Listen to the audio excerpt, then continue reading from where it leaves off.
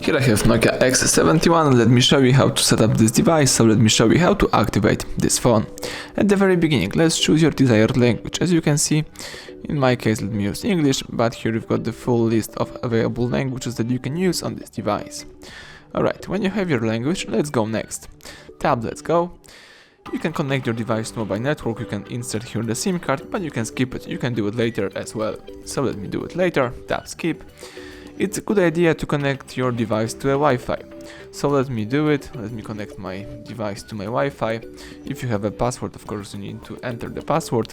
The phone right now is checking for updates, so this may take a while, let's just be patient.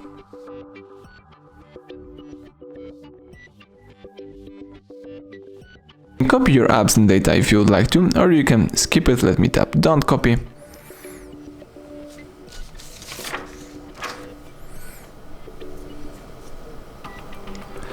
Here you can connect your device to a Google account, you can sign in here. Let me do it. It's a good idea to have your Google account added because you can enable a few interesting Google features. So let me enter my mail, tap Next. It's time to enter the password, so let me do it.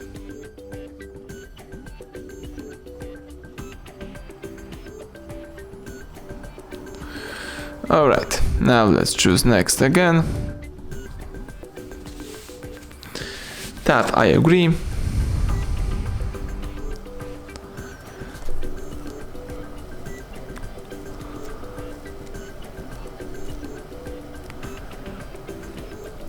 Here you can enable or disable backup to Google Drive, use location, allow scanning and send usage and diagnostic data. Let me enable all of them and tap Accept. Let me tap Skip to the fingerprint protection, let me also skip the screen lock, skip anyway. And tap Continue. Choose No Thanks. No thanks to the additional settings. The device is adding some finishing touches, let's wait a few seconds. Tap Let's Go.